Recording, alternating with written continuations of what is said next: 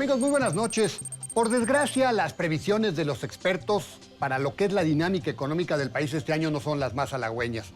Hace unos días también BBVA Bancomer ajustó su expectativa de crecimiento del PIB en 2019 al ubicarla en 1.4% apenas. Hay factores que no ayudan, como es el menor avance de la economía de los Estados Unidos este año. En lo interno, las inversiones han bajado su ritmo, pero además, ¿qué podemos esperar de otras variables como la inflación o el tipo de cambio? ¿Realmente hay posibilidades de que Banco de México pueda reducir un poco las tasas de interés? Esta noche platicaremos acerca de este entorno con Carlos Serrano, economista en jefe del BBVA Bancomer. ¿Qué podemos esperar en esta coyuntura? Lo invito a que nos acompañe. Carlos, qué gusto saludarte. Muy buenas noches. Gracias por acompañarnos, ¿eh? Alberto, buenas noches y muchas gracias a ti por la invitación. Bueno, pues hoy vamos a platicar del entorno, vamos a platicar del crecimiento de la economía. Lamentablemente, Carlos, pues este primer trimestre que ya transcurrió, entiendo, pues no ha sido precisamente el mejor.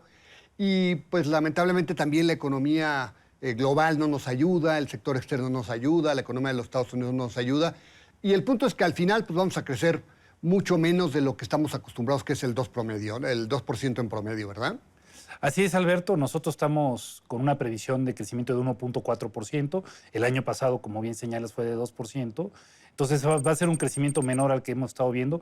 Me parece que esto va a obedecer a dos factores fundamentales, este menor crecimiento. El primero es el que señalaba, una menor demanda externa, que a su vez obedece a debilidades en el sector manufacturero de Estados Unidos, que es el principal determinante de cómo le van las exportaciones mexicanas, y estamos viendo ahí cierta debilidad. Creo que veremos menos exportaciones este año que las que habíamos visto los dos últimos años. Y el segundo factor, Alberto, es que estamos viendo un menor nivel de inversión. La incertidumbre que hay en la economía, tanto por las políticas que pueda adoptar la nueva administración, como también hay que recordarlo, todavía tenemos el riesgo de lo que puede ocurrir con el Tratado de Libre Comercio con Estados Unidos y Canadá, que todavía no se ha aprobado. Todo esto tiene a muchos inversionistas en una situación de esperar y ver qué ocurre, y estamos viendo niveles de inversión bastante más bajos que los que veíamos. Todo esto es lo que nos hace pensar que vamos a ver un año con una menor dinámica de crecimiento a las que habíamos estado viendo recientemente. Ahora, lamentablemente, en el caso de la inversión, Carlos, pues se viene arrastrando una caída importante de la inversión desde el año pasado, ¿no? Y antes, pero muy claramente ya el año pasado, la inversión pública y la inversión privada, ¿no? Así es, Alberto. En efecto, estamos viendo ya una trayectoria de caída en la inversión que ya lleva un tiempo. Y como bien apuntas, esto es tanto la pública como la privada. Sí. En el caso de la pública, lo que ocurrió es que en la administración anterior, primero tuvieron un aumento muy significativo en la deuda como porcentaje del PIB.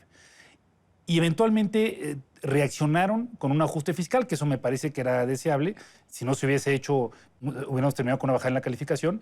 Pero creo que lo que no fue afortunado es que ese ajuste fiscal se dio fundamentalmente en inversión y no en gasto corriente. Claro. Como consecuencia de eso estamos viendo los niveles de inversión pública más bajos en la historia reciente del país, Alberto. Hoy la inversión, que hace no mucho estaba en niveles de 5 o 6% del PIB, hoy está por debajo del 3%.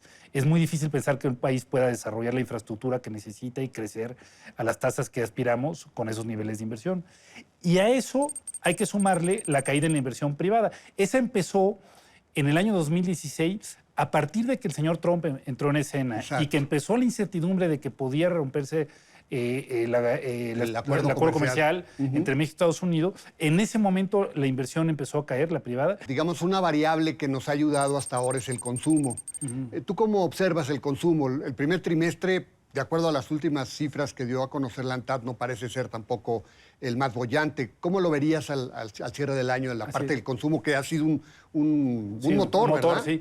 A mí me parece que va a seguir siendo un motor. Que vamos a ver crecimientos similares al del año pasado, Alberto. ¿Por qué? Porque primero hay que reconocer, estamos viendo niveles de confianza de los consumidores muy altos, históricamente altos. Sí. Hay una esperanza con la nueva administración y eso tiene estos niveles altos. Y segundo, una cuestión muy importante es que la inflación me parece que va a seguir bajando el resto del año. Yo pronostico que va a ubicarse a final del año en 3.4%. ¿3.4%? Sí. Ah, muy bajo. Sí, a niveles. Sí, yo creo que vamos a seguir viendo una bajada muy cerca importante. de la meta del Banco de México. Así es, nos vamos a aproximar a la meta del 3% del banco. Creo que sobre todo vamos a ver la bajada en la segunda mitad del año.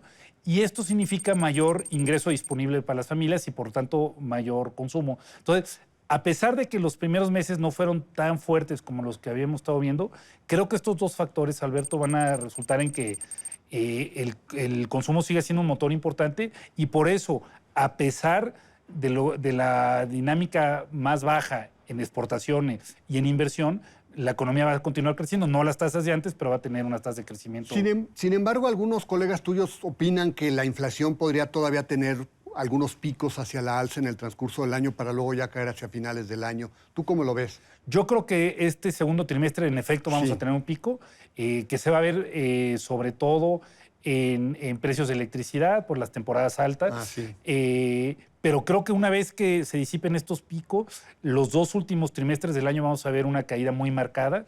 Y el tipo de cambio, que es otro tema que podría incidir en la inflación y en otras variables, ¿cómo lo están viendo ustedes? Lo estamos viendo que va a estar relativamente estable alrededor de estos niveles. 19. 18, 19. Exacto. No, 18 altos, ¿no? 18 altos, 18 y medio a 19. Exacto. ¿Por qué? En primer término, me parece que hay, después de la desconfianza importante que se dio por parte de muchos inversionistas tras la cancelación del aeropuerto, se dieron una serie de medidas positivas por parte de la nueva administración, sobre todo el paquete fiscal, y no solo el paquete fiscal, sino que después, una vez que se reconoció que los ingresos van a ser menores a lo esperado, se ha anunciado un recorte al gasto para cumplir con el objetivo fiscal. Eso ha traído más confianza a los inversionistas.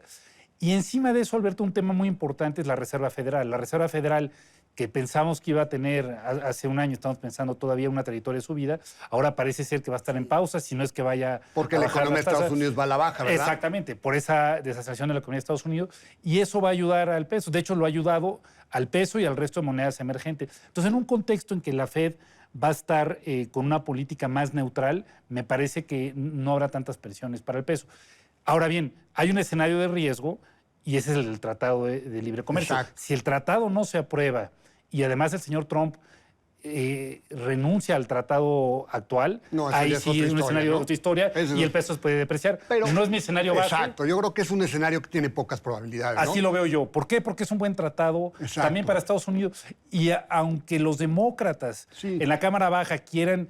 Van a echarle crema a sus tacos, ¿no? Para tratar de... Tampoco creo que ellos quieran ser responsables de matar la relación comercial con Canadá y con México. Entonces es un escenario que tendría pocas probabilidades. Yo creo que es un escenario que de materializarse tendría un impacto muy alto, pero sus probabilidades son muy bajas. ¿Cuánto va a crecer la economía de los Estados Unidos este año? El año pasado creció, si no mal recuerdo, 2.9, ¿no? Una onda así, ¿no? 2.9. Nosotros estamos tomando 2.5, es decir, una economía que venía creciendo casi al 3, también se está desacelerando. Creemos que 2.5 este año, 2 el que viene. Entonces, es claro que hay un proceso de desaceleración. Lo estamos viendo en la debilidad del sector manufacturero. Lo estamos viendo en general en toda la producción industrial. Ahora bien, de ahí a hablar de una recesión yo no lo vería. Yo no estoy viendo un escenario de recesión en Estados Unidos. Me parece que todavía hay condiciones de demanda bastante importantes. Entonces creo que lo que haremos es esta desaceleración que desafortunadamente es lo que hará que tengamos una menor dinámica exportadora este año para México. Sí, ahora, hablando un poco y regresando al tema de las tasas de interés, como bien lo dices, la Reserva Federal está hoy menos atenta a elevar sus tasas de interés, como lo habían ido haciendo. Y esto podría ser un factor que podría también ayudar a reducir aquí las tasas de interés. ¿Qué probabilidades le ves a esta posibilidad de que haya un pequeño ajuste al nivel de las tasas que hoy tenemos, Carlos? Muy altas, Alberto. A mí me parece que el Banco de México va a empezar un ciclo de bajada muy gradual y con mucha cautela este año por distintos factores. El primer factor, hay que reconocer, hoy la tasa en México ya es muy alta. Las tasas reales están en niveles históricamente altos. Es una tasa que ya es restrictiva, mucho más alta que las tasas neutrales. Segundo factor, el que ya apuntábamos, la inflación no parece estar presionando. La inflación estará teniendo a la baja, no habrá presión inflacionaria. Tercer factor es que las propias expectativas de inflación de los analistas han venido bajando. Parece ser que el banco ahora no tiene que tener una política más restrictiva para anclar las expectativas, dado que estas vienen bajando. El cuarto es el tipo de cambio estable del cual ya hablábamos. Y el quinto, la Reserva Federal. La Reserva Federal no va a estar siendo una restricción tan importante. Incluso si no bajan o incluso si dan una bajada, pues eso ayudaría a mantener la política monetaria relativa estable. Y yo creo que todos estos elementos apuntan a que el banco empezará, y me parece que debe empezar, en mi opinión, en algún momento en el verano, ciclo de bajada para poder dar un cierto impulso a la economía, porque, repito, creo que hoy ya estamos en un terreno sumamente restrictivo. ¿Las tasas podrían llegar a un nivel inferior al 8% al terminar este año o sobre 8%? Yo estimo que van a llegar a 7,75. Yo estimo 2 bajadas cada una de 25 puntos base y estimo otros 100 puntos base el año que viene. Y eso todavía nos llevaría todavía ni siquiera nos llevaría a un terreno neutral. Creo que este ritmo de bajada es un ritmo muy gradual y cauteloso, pero me parece que ya es necesario que el banco adopte una política menos restrictiva. Y eso ayudaría también a apoyar un poco el crecimiento económico, ¿verdad? Porque una política monetaria menos restrictiva pues también genera ciertas bondades para que se pueda crecer más, ¿verdad? Sin duda. Hoy la política restrictiva me parece que es uno de los factores que está haciendo un viento en contra para la economía. Desde luego el Banco de México hay que apuntarlo, el objetivo es un objetivo de inflación, pero en la medida que la inflación no va a representar mayores presiones y en la medida que la inflación se va a ir aproximando hacia el objetivo, creo que hay espacio para bajar las tasas y así poder dar cierto impulso a la demanda agregada y por lo tanto al crecimiento. Pues entonces, de entrada, el pronóstico de ustedes, 2 reducciones de 1/4 de punto este año y luego otros 2 o... Luego otras 4. Otras 4. Cada una de 1/4 de punto para el año que viene. ¿Será esto, digamos, no es riesgoso para seguir atrayendo inversión extranjera de portafolios, Carlos? Qué bueno que lo señalas. Me parece que no. ¿Por qué? Porque si miramos el riesgo-rendimiento de México contra el resto de los emergentes grandes, México está entre los más altos. Es decir, el diferencial de tasas de corto plazo de México contra el de Estados Unidos, comparando ese mismo diferencial con emergentes y ajustándolo por riesgo, lo podemos ajustar por la calificación crediticia o por la volatilidad cambiaria, México es de los países con mayor riesgo-rendimiento. Yo creo que México todavía podría darse el lujo de bajar en estos niveles sus tasas y seguir siendo muy atractivo para los inversionistas. Perfecto. Pues, Carlos, muchas gracias. Te agradezco mucho el que nos hayas permitido platicar unos minutos aquí con nuestro auditorio. Al contrario, Alberto, el agradecido soy yo. Gracias por la invitación. Bueno, y él es Carlos Serrano Herrera. Él es el economista en jefe de BBVA Bancomer. Gracias. Buenas noches. Gracias. Buenas noches. Sí, desde que arrancó el año hemos visto diversos ajustes a los pronósticos de crecimiento global. En el caso de la economía de los Estados Unidos, BBVA Bancomer ya está en 2.5%, lo que es una mala noticia dada la importancia que tiene esa economía para México por nuestro nutrido comercio. Internamente, la inversión pública, la inversión privada no caminan muy bien desde el 2018 y la esperanza es que gradualmente mejore. La inflación y el tipo de cambio se muestran más estables, pero no se puede cantar victoria. Veremos si Banco de México baja las tasas de interés. Como quiera, un 2019 que no será nada fácil de principio a fin. Lo invito a la próxima semana, aquí ya a la misma hora, con más nombres y nombres. Hasta entonces.